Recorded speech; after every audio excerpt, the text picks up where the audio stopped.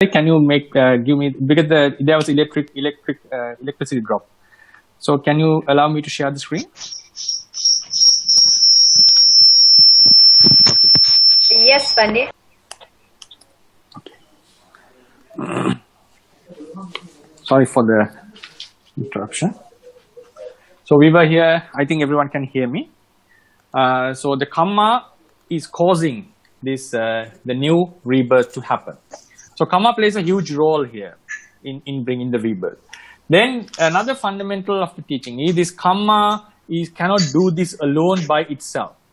Karma needs the support of defilements. We call defilements. Defilements is, we call them avidya. Avidya is the ignorance, and tanha. Tanha means the craving. So because of this avidya and tanha, avidya is the ignorance about the reality, tanha is the craving for this continuation. So only when these two are supporting the karma is able to give a result. Karma is able to give a result. So this is the generation of rupa. I would call this the generation of rupa. I'll call it R. And this is the generation of nama. Nama is mentalities, chitta, cetasikas, N, right? So this karma is bringing a result because it is supported by avidya and tanha. So these avidya and tanha and karma are not found in our mind like mental states. So we said mentality and mentality, the consciousness and mental factors, they do arise and pass away. So here what we are talking about, a different stage of the defilements. It means now sometimes consciousness does arise with ignorance. Sometimes consciousness arises with craving. So we can experience certain defilements in the consciousness, in our consciousness.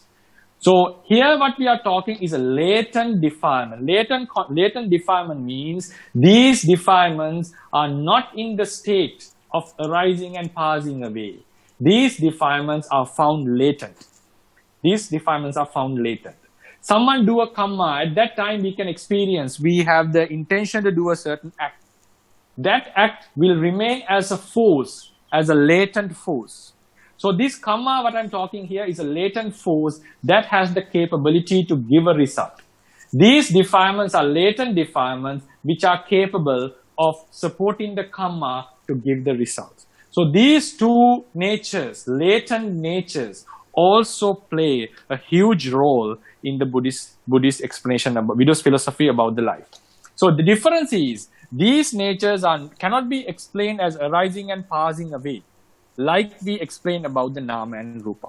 So when we talk about ultimacy, we talk about the nama and rupa, chitta, cetasika and rupa, which arises and passes away as entities, as different clusters.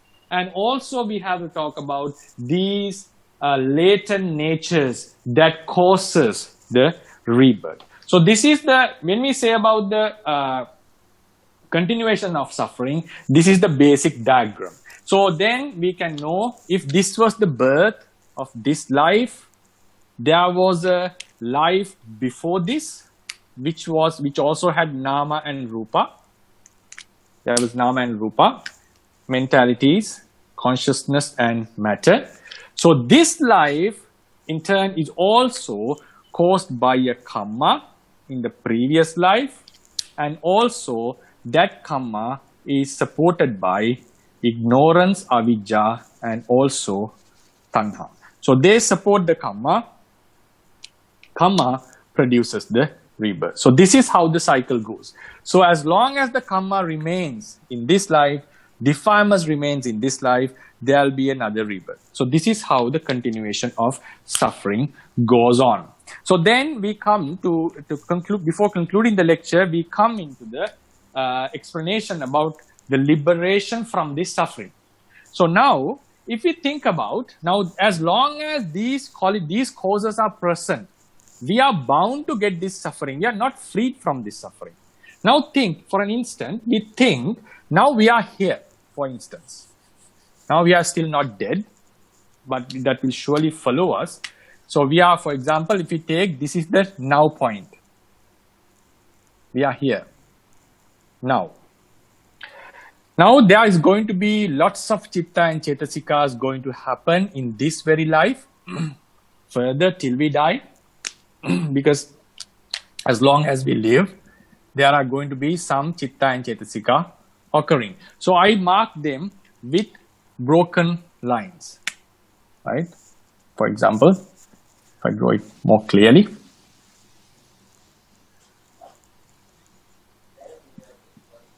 this is the suffering that is going to come, which has not arisen yet in this life, right? In this life.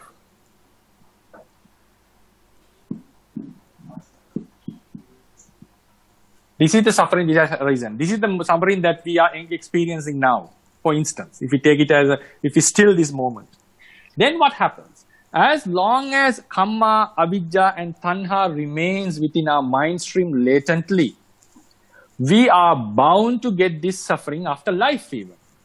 So therefore, we don't say it has not arisen completely. Now, a person who thinks with a modern mindset would say, no, it has not arisen yet. So it is just an empty state. Because the suffering that is going to come, we cannot say whether it is there or whether it is not there. But according to the Buddha's philosophy, you can find this in the according to Nakasika Sutta.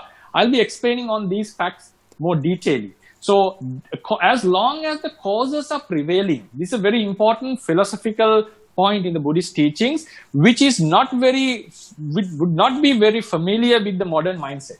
As long as the causes are prevailing, even though the suffering, the result has not arisen yet, as long as the causes are prevailing, the Buddha says we are not freed from the effect to come. I'll repeat again. As long as the causes are prevailing, even though the effect has not arisen yet, if it is supposed to arise, Buddha would say we are not freed from this cause, this effect. Why is that? The cause is still prevailing. You will be freed from this effect only after the cause has been removed. As long as the cause is present, the effect, we are bound with the effect. So I may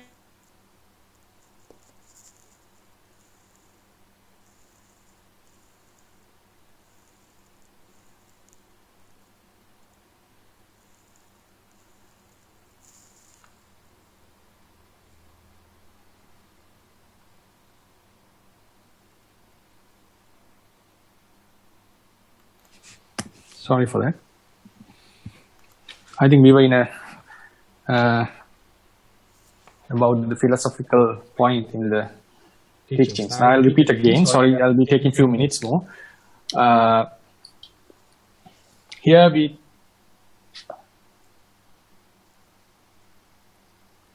as long as the I hope you can hear me. Yes, Bhante. Right.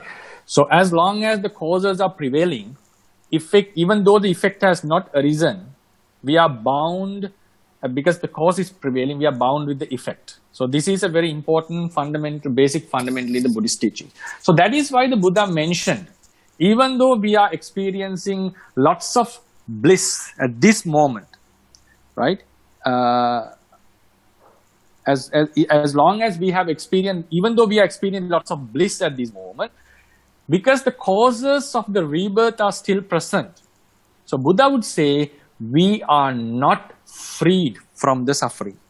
So as long as the causes of rebirth are still present, Buddha would say, we are not freed from the suffering. You can find this fundamental in the Nakasika Sutta, in one of the suttas Buddha mentioned. That's why he mentioned, when a person becomes a Sotapanna, the suffering he'll be freed is like the soil on the earth, and suffering he is supposed to encounter is like the soil he has taken on his nail. So what happened is, as even though we are here, we are not dead yet, there are some Namarupa is going to happen. The Samarupa of the next life is also supposed to happen. Nama and Rupa.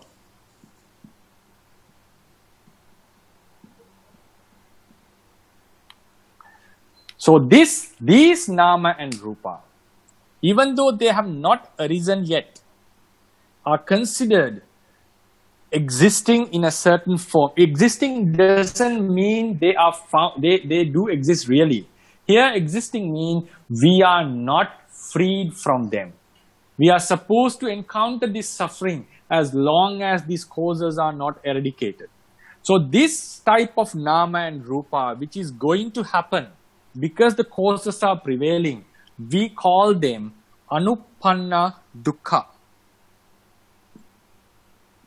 Anupanna dhamma, sorry.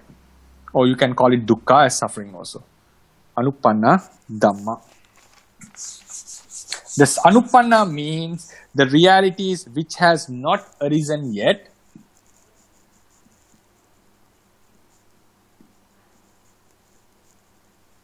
Here, even though they have not arisen, they are supposed to arise because the causes are still prevailing. Right? So this is another aspect in the Buddhist teaching that we ignore these days mostly. So when we are talking about the samsara, we are talking about this suffering that we have encountered in the past samsara, that we are experiencing now, and the suffering that is supposed to come. So this is also a very important aspect. Why this aspect is very important? To explain the Nibbana, the bliss of Nibbana, these anupanna realities are important. So these are the latent realities. We call them, there is a word, I'll be explaining them detailedly, paramatta jatika. Right. So these are the latent ones. These are the non-arisen ones. These are non-arisen ones. These are the latent ones. These are the arisen ones. So we call them paramatta dhammas. These nama and rupa.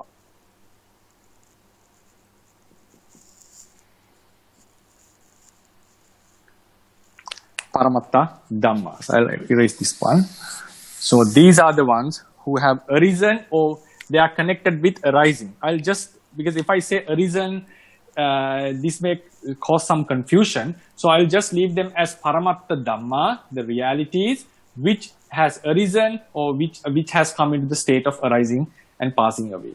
So then paramatta, which are related to arising and passing away. That's the better to say. Paramatta jatika is a latent potency.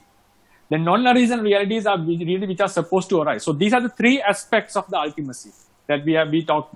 Paramatta, realities which appear in clusters. That is the important factor here.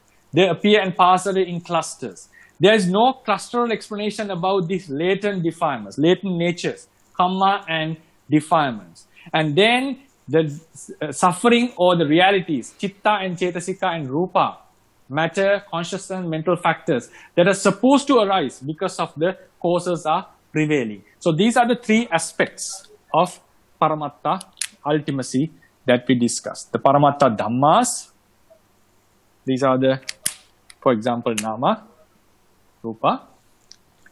We talked about the clusters, if you remember, in the beginning of the class.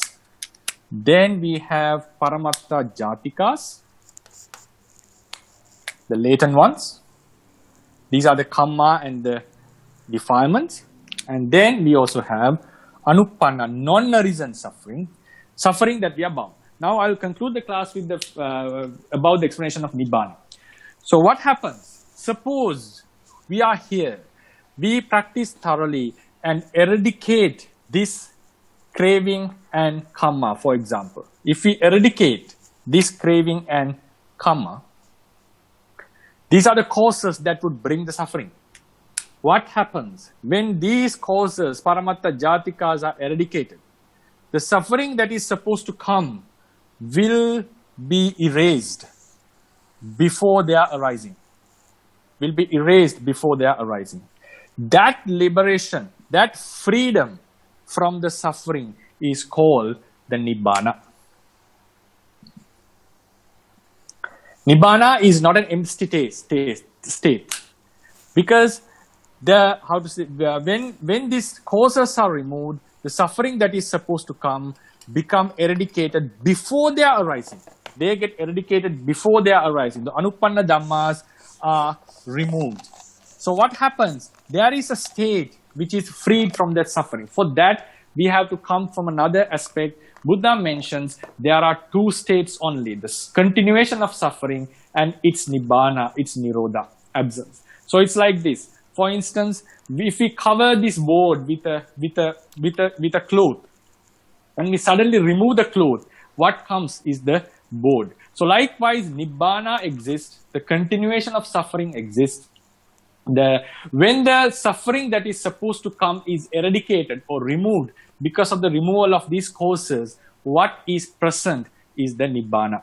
So just the final explanation on this. For instance, if you think this is the continuation of suffering, this hand, this is the Nibbana.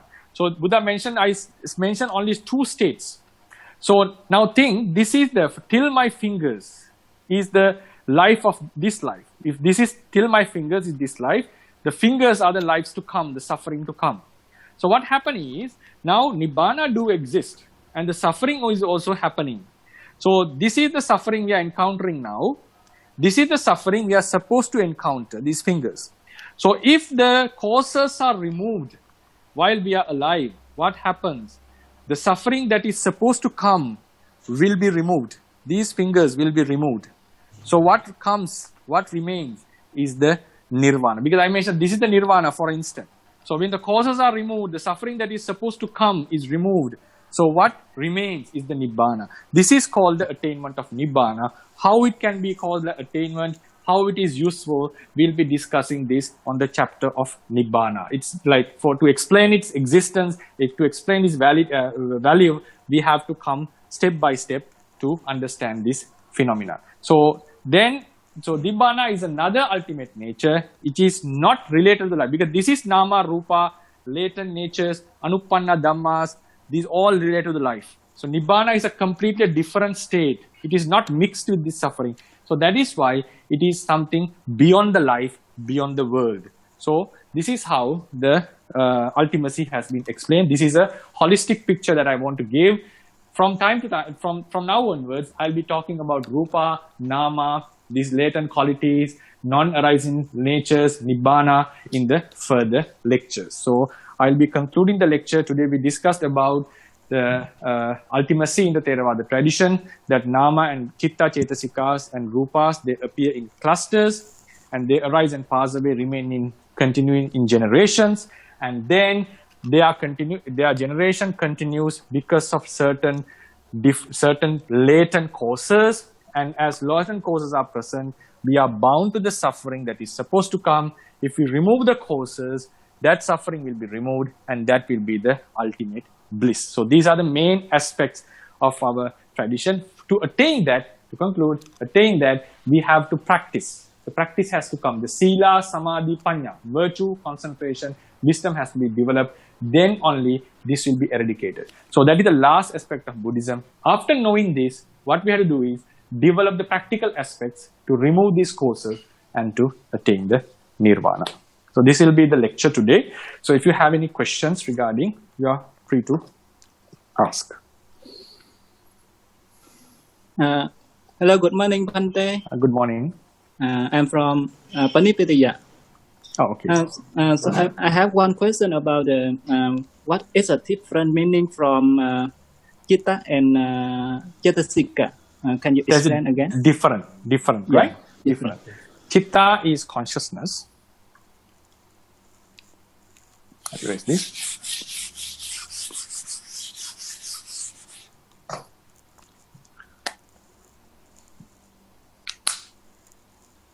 Chitta is consciousness. Cetasika is the mental factors. For example, if we take Chitta means knowing an object. There are various objects in the world. But at a time, we focus only on one object or a group of objects. So if we take the Chitta, now if we focus on this object, for instance, this focus is called the Chitta. What does this focus means? This implicitly emphasizes that while there are lots of objects present, we are focusing on one object. It means we ignore all the other objects. So the basic explanation of Chitta is we collect one object out of the lot. But this is not how it practically happens. This is the explanation. Because if we choose one out of the lot, because there are lots of possibilities that we can think about. So out of lot, when we focus on one, the literal explanation is we take one object out of the lot and focus it. So this is the very basic characteristic of cognition. So when we are talking about cognition, unless we focus on a one particular object, all the other cognitive qualities are not possible. So Chetasika, when we focus on a particular object, there are certain emotions related to that. For instance, we think about a beloved one, we think about an enemy. When we think about the beloved one, for instance, if we take now another chitta focuses on another object, one chitta focuses on another object. So if this is the beloved one, with this focus, some emotions are mixed, like the affection, the love, sometimes the care. These qualities are mixed with it. But if you are focusing on an enemy, there is disappointment, sometimes anger, resistment. So these qualities are mixed with. So we have completely two different experiences. Even the basic characteristic of knowing or focusing an object is the same. They have different flavors in them. So such flavors which are mixed with this cognition are called chetasikas. So among this act of cognition, the very basic is the focus. So we call mano pubbangama dhamma. Mind is forerunner for the chetasikas. Dhamma is chetasikas there. If the focus was not done, all the other mental acts are not possible. This acts as the basis for the mental cognition. So then with that, certain emotions are connected. They are called chetasika. So chitta is the focus towards an object. Chetasika are the other mental qualities that are connected with that. Thank you, Bhante. Okay. Thank you so much. Thank you for your question. Thank you. Bhante, I have a question. May I Yes. ask a question? Yes. Sure. Bhante, how different is this the concept of karma in Buddhism versus the concept of Jainism, which is right now in India? Right now, there's a confusion among the people that, basically it's from India. Basically, it's about the same. So could you highlight that to us? How should we differentiate this karma that teach by in the concept of this karma, and how different is that versus the religion or Hinduism or Jainism in so that we could have a better understanding on this? Thank you, Bhante. Okay. Thank you very much for your question. So I'll give a brief explanation on this. I'll be elaborating on this in detail when we come to the chapter called karma, and it's a very good question. First of all, I would like to say I have not studied thoroughly about the karma in Jainism or karma in Hinduism. So what I know is what has been mentioned in the Buddhist doctrine about the Jainism karma, and what we have learned, very basically learned about the karma in the Hinduism. So first I have to say I'm not an expert or not thoroughly studied about the karma in those two religions. But according to the Buddhist teachings, what we have learned is, according to Jainism, so what the Mahavira has suggested is, because the suffering happens, the rebirth happens because of karma. He advocated there is a rebirth. So rebirth happens because of karma. So according to him, what you have to remove is the karma. For that, you should not do new karmas, and you should not accumulate new karmas.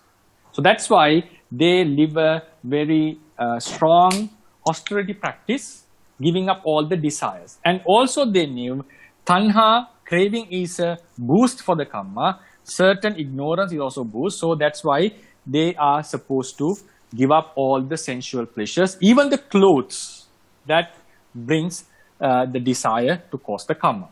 So for that, what their main aim was to destruct the karma. So they thought by modifying the self, giving suffering to the body, tormenting the self, they'll be able to remove the karma. Like you sit on a noon on a very hot rock and surrounded by 4 fires in the 4 directions.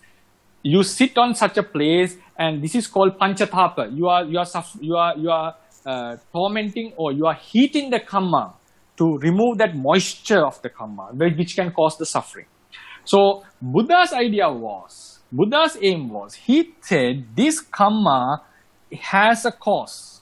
Karma, you cannot eradicate karma alone. According to Buddhism, you cannot eradicate the karma directly. We call about the destruction of karma. The karma destruction happens by eradicating the causes for the karma. Karma is caused by avidya and tanha. Tanha is a craving. As long as we have the craving, there will be a potency to give results. Then avidya, because of the avidya, the karma force remains. I'm not going to explain this in detail. So just briefly, I'm saying because of the avidya, the karma force will be remained after the karma was done. Because of tanha, karma has the ability to give results. These I will be discussing under the chapter of karma. So according to Buddha, these are the two causes for karma. Tanha is why? Because of tanha, karma is giving the results. Because of avidya, karma gets stored. And among these, now these are the two causes.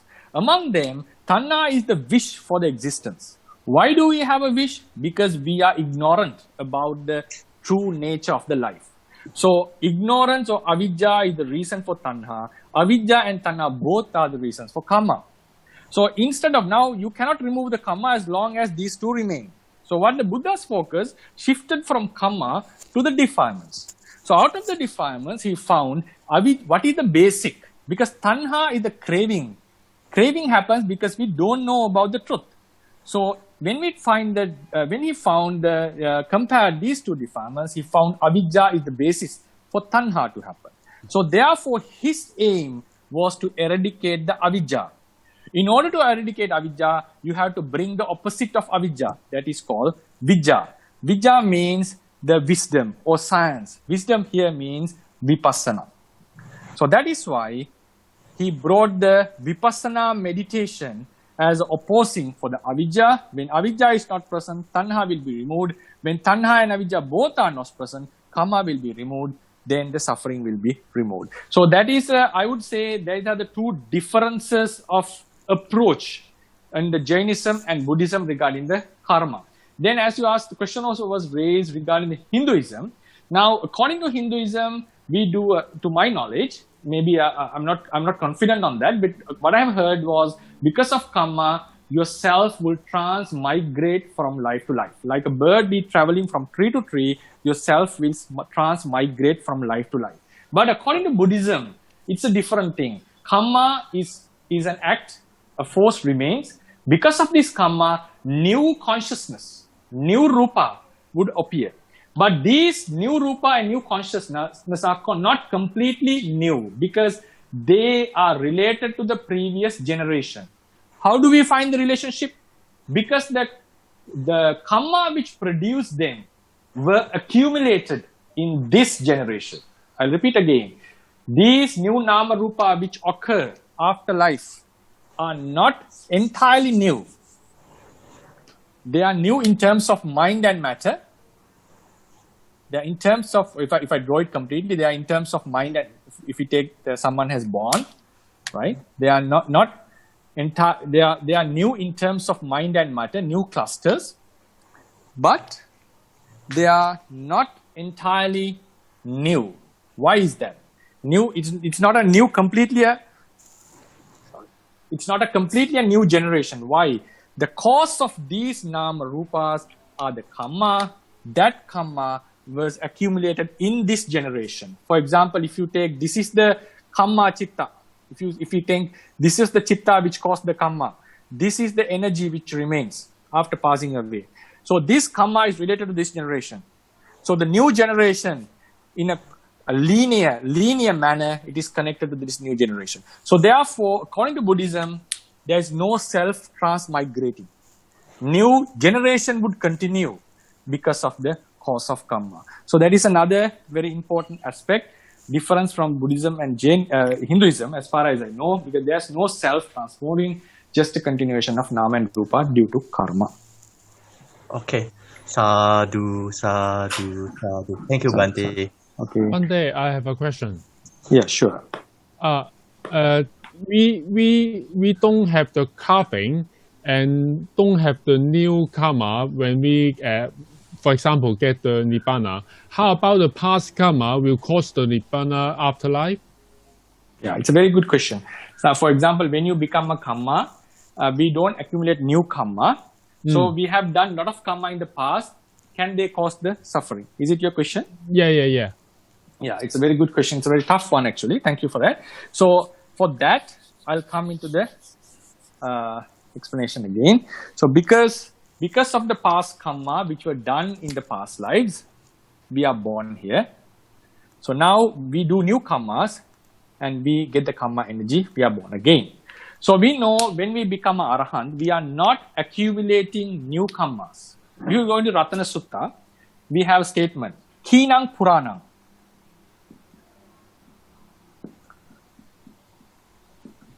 Khinam Puranang means past is exhausted. Khina is exhausted, finished. Puranang is past.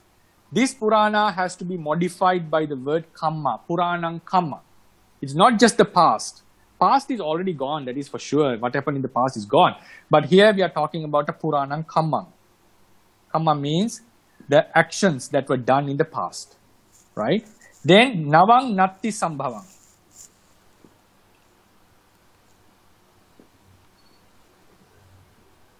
Navang Natti Sambhavang means he's not accumulating Navang Kammang. Right? This will be Navang Kammang Natti Sambhavang. Right? So this, what is in the bracket, you have to insert, even though they are not mentioned in the sutta. So they are not accumulating new kammas. The past kamma is exhausted. For that, we have to be very delicate in this explanation. So what does it mean? After someone has eradicated, for instance, if we think one becomes arahant here.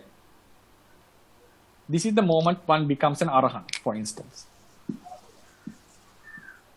If some becomes an arahant here, we also mention avidya and tanha are necessary for the karma.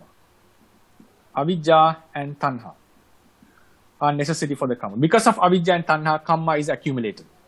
Right? So now we take, if a person becomes an arahant, avidya and tanha is removed. So the new karmas, new acts, what we do, new acts are not going to bring a new force. So there will be no new karma. That's what we Navang Natti Sambhavang. Because avidya and tanha were the reason for this karma to be stored. So there will be no new karma. The question comes, there have been a lot of past karmas done.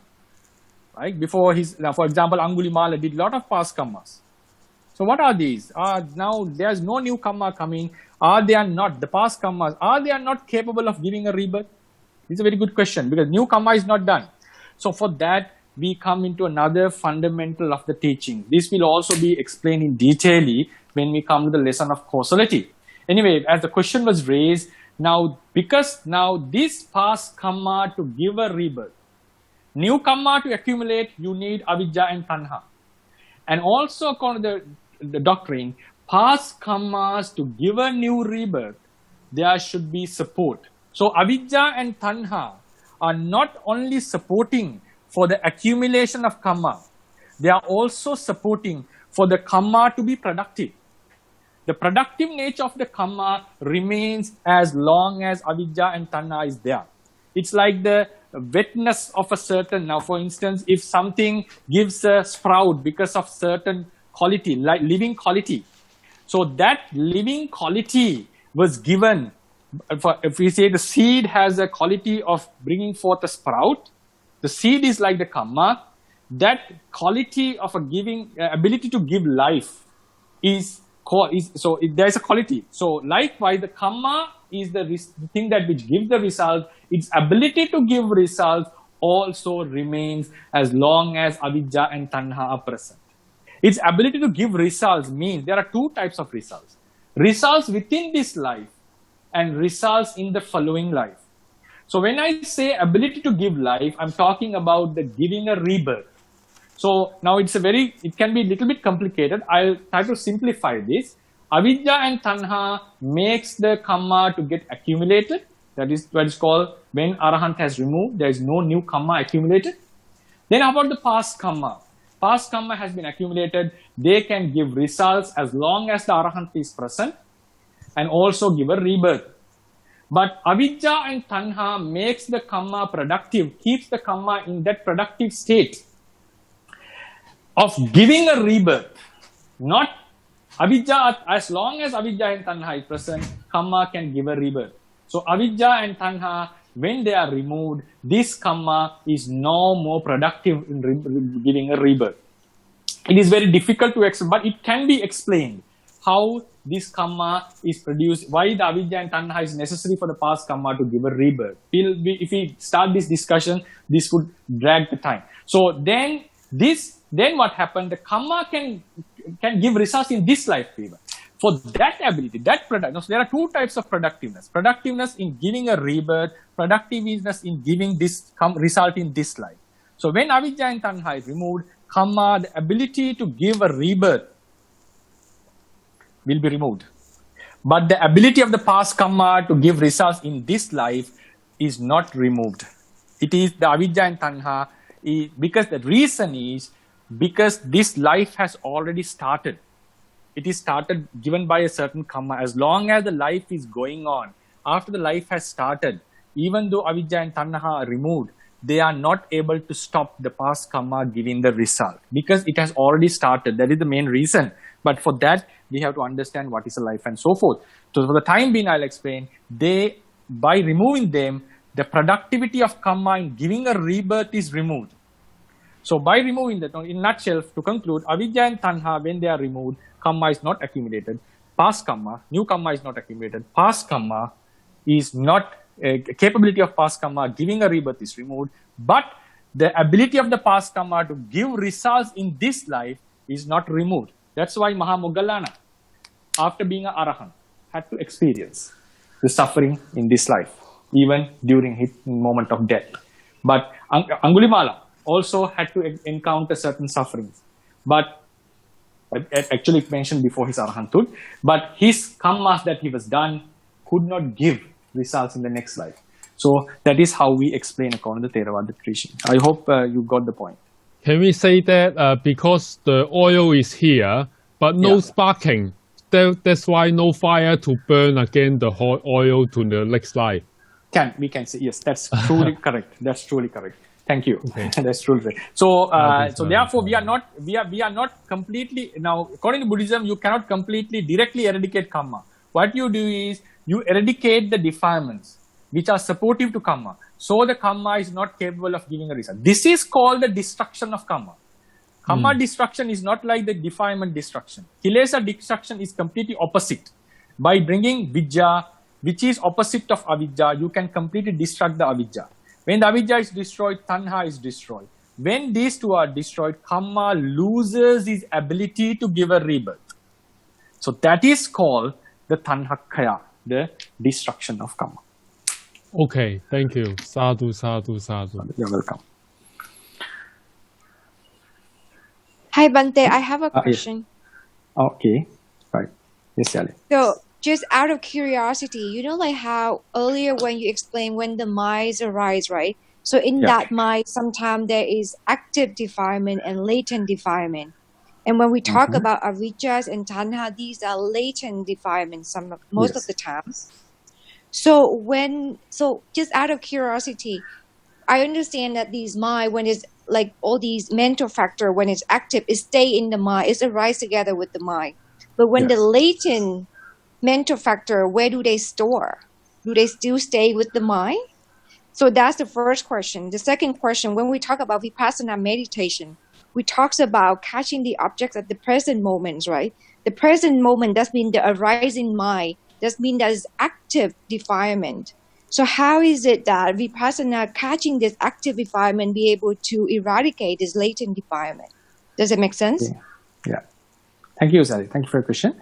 So first one is, now we talk about the defilements arising in the mind and also the latent defilements. So when the defilements arising in the mind can be observed, can be seen, we can experience it. So where the latent defilements are stored.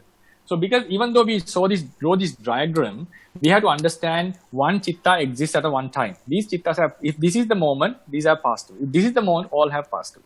So a question comes, where do the latent defilements remain? So there is no explanation given on the text. on the doctrine about this. What we say is they remain associated in the mind stream. There are two types of associations. Now, when consciousness arises, it is associated by mental factors like defilements, the emotions, and so forth. So that association is very observable.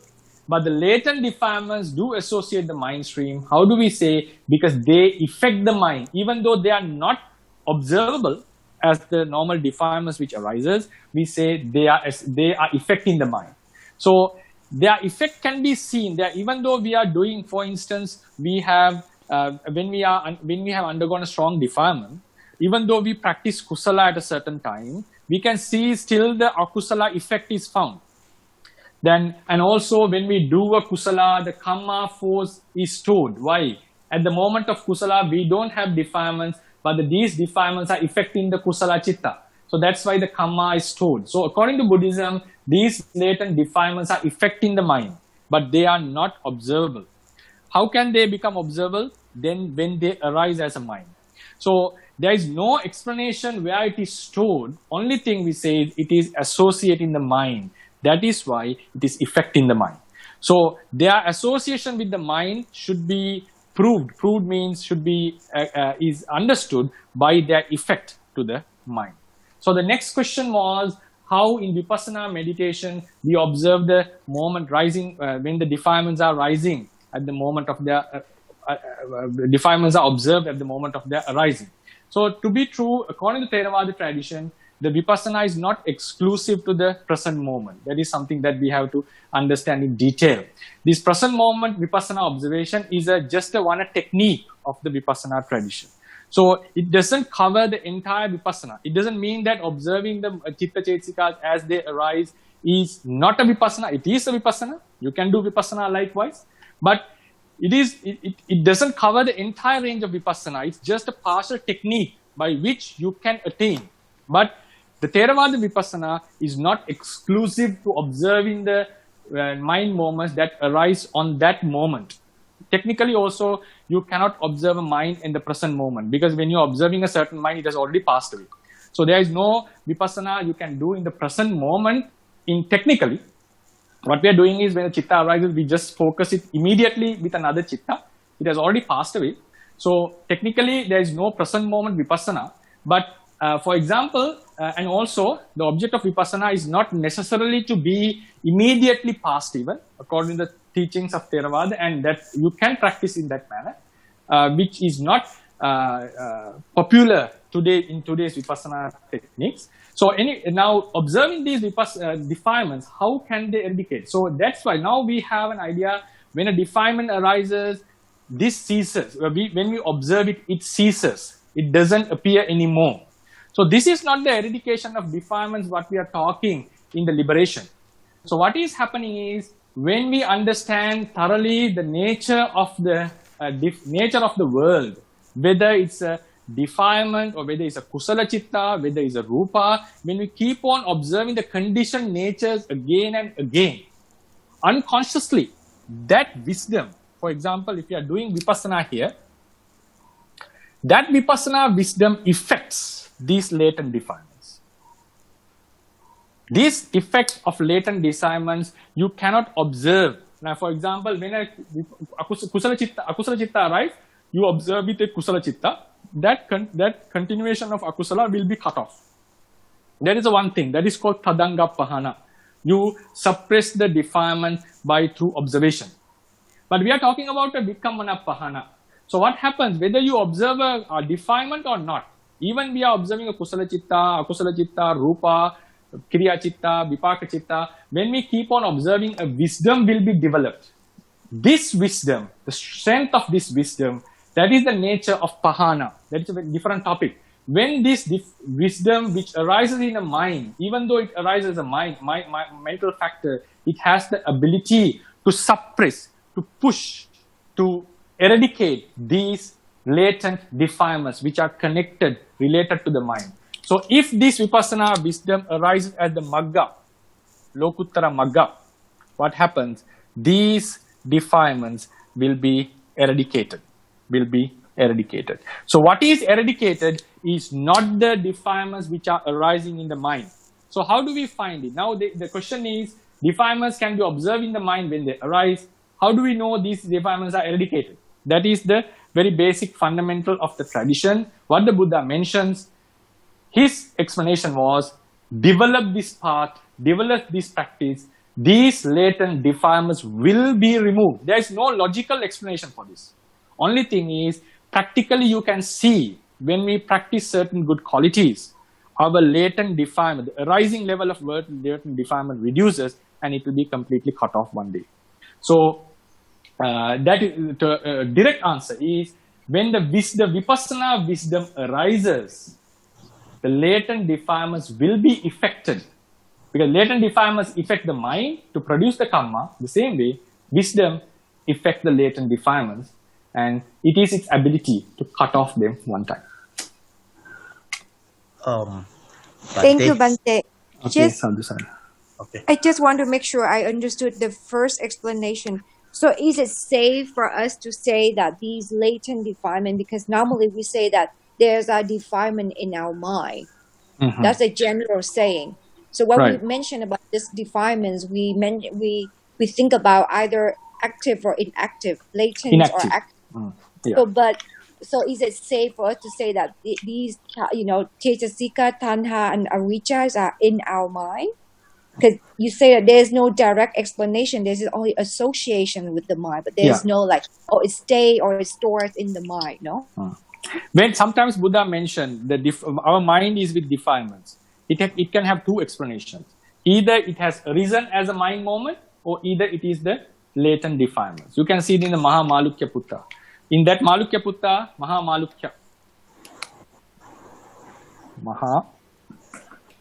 Malukya Sutta. So, according to him, he's now the suffering, the rebirth happens. We are bound to suffering not because of the defilements which happen in the mind, because of the latent defilements. So when we say a person is with defilements, according to Buddhist teaching, we have to understand whether he's talking about the active defilement or the inactive defilements. According to the context, we have to understand. That's what the tradition is helping. Okay. Can I? Regarding yes, already the time has passed. Yeah. Oh, okay. So how do you think? So is it okay if we if you can write the questions? Sure. I'll be discussing them in the next week, Saturday, Sunday. Should we email or to any website? Yeah. So yeah, I'll write my email. This is my email. Bhante? Yes. I think it's so high. Could you please? We cannot see the board. Sorry. Okay.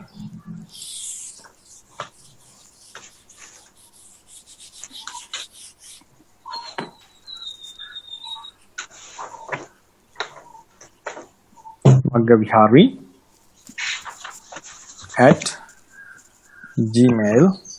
@gmail.com. So please email to this. I'll be in the next week in the question and answer session. I'll take the questions that you have raised, and I'll be discussing them. Maggavihārī @gmail.com. Sadhu Bhante. Okay. Thank you. Right. Thank you. I know it's some wants to ask a question. Sorry for that because of the time. Near the time. Bhante need to. Yeah. Thank you, Bhante. So yeah, thank you very much for Thank you very listening. much, Bhante. Thank you very much. Okay. Sadhu. Thank you. Thank you. Thank you very much. Sadhu. Thank you. Anumodami Bhante. Yeah.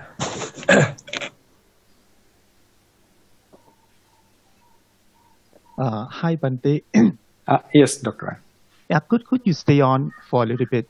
I think we okay. need to discuss a little bit about the technical problem, Bhante. Okay. Then Bhante Sangaratana also will say, please. Yeah, thank you, Bhante.